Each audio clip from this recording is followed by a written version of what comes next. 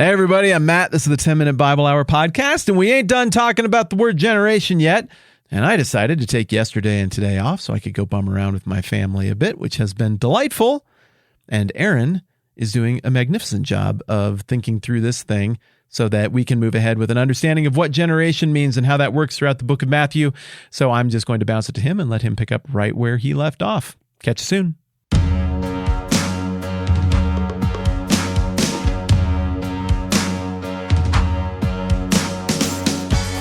Hey everybody, I'm Aaron, filling in for Matt again today. We are still talking about this idea of generation. Matthew really likes this word and this idea, and it's an important concept throughout his gospel. He uses the term, the actual word, 13 different times throughout his gospel.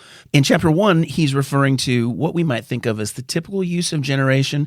He's talking about family line and lifespans and those kinds of things. However, in the rest of the gospel, it functions very differently. And as we talked about yesterday, these words fall into a context. They're not like a Duran Duran lyric where it's word salad and everything's kind of thrown together.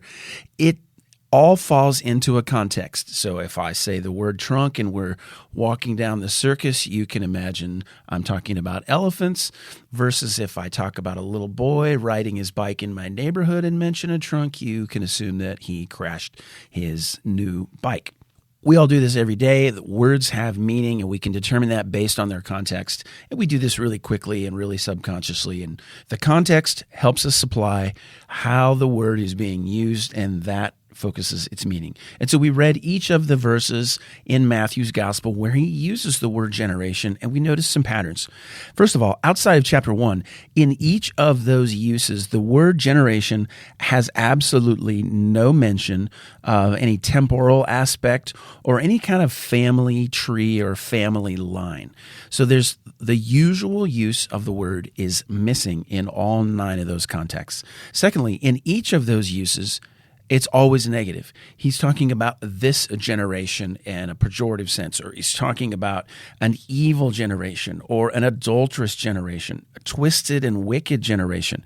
Really, really strong language. So whatever Matthew is meaning and whatever Jesus is meaning, quoted in Matthew's gospel rather, it's not good. He's referring to a class of people. So I want to jump off there today and go just a little bit further and look at a couple other scriptures where the word is used in a very similar aspect. And I think that'll round out the picture for us of how Jesus is intending to use the word here in Matthew's gospel and what that really means for us. Let me read for you Jesus in Luke chapter 16, verse 8. He's talking about the parable of the dishonest manager, where the manager actually tricks his master to forgive debt. And Jesus flips the whole thing on its head. And he says, well, the master commended the dishonest manager for his shrewdness. For the sons of this world are more shrewd in dealing with their own generation than the sons of light. So that parable is worthy of a lot of words in itself. But the thing I want to note here is the sons of this world are more shrewd in dealing with their own generation than the sons of light. Now, what's implied there, but not quite explicitly stated, is the sons of this world and the sons of light each have their own generation. They're 2 different classes of people living intermingled and concurrent with one another. Peter, in his speech at Pentecost, picks up on the same idea, and wrapping up his sermon there and inviting people to come to Jesus as the Messiah, he says this, and with many other words, he bore witness and continued to exhort them, saying, save yourselves from this crooked generation. And again, Peter is making the invitation.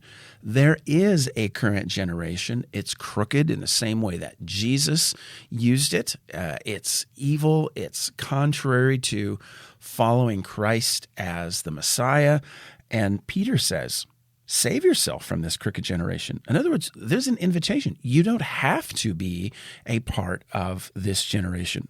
Paul says something similar in his letter to Philippians, chapter 2, verse 15.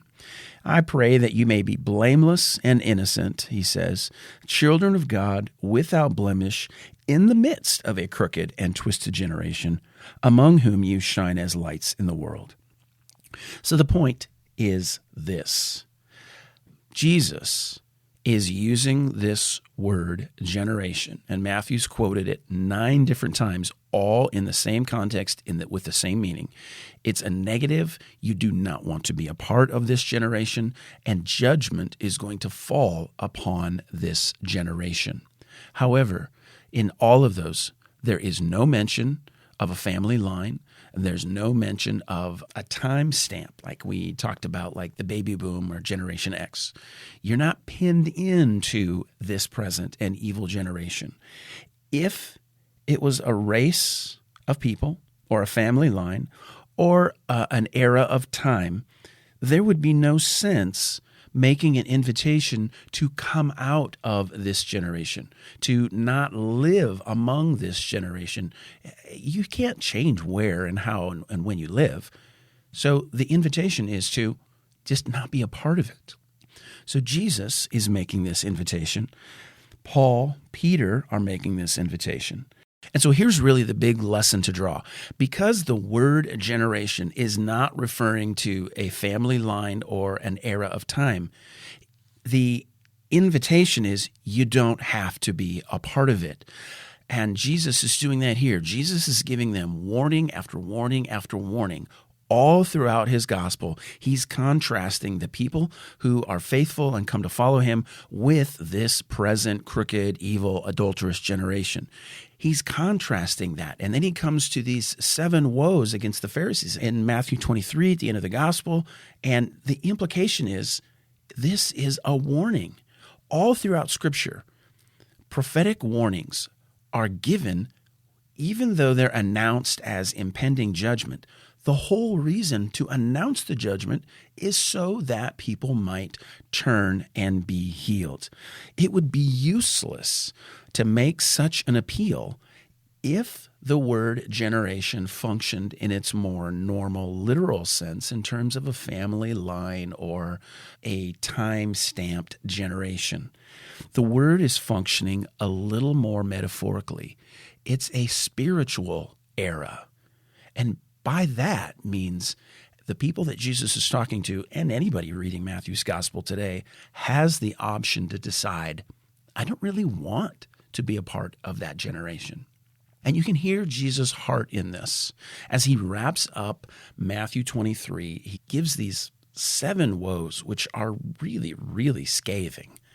But he wraps it up, as we'll look at tomorrow as we round out Matthew 23. His tone, even in that, isn't one of anger, now I'm glad you guys are all going to get your due. It's one of lament. Even now, as Jesus pronounces these woes on this generation, this spiritual class of people, there's a sense that he still wishes it could be different. And in fact, if we were to follow the line of thinking throughout the rest of the New Testament, that's exactly where Peter goes. When he stands up in Jerusalem to speak at Pentecost, he's saying the exact same thing, and he's using the exact same word. Save yourselves from this crooked generation. So Jesus' heart, even in announcing judgment, shines through and giving them an opportunity to turn from that. So that's how Matthew is using the word generation as I see it, and that's where the story is heading as we pick up the last paragraph of chapter 23 tomorrow. Matt will be back with that. I really appreciate you sitting in with me as I filled in. It's a treat to get to do this. I really hope I get to do it with you again soon.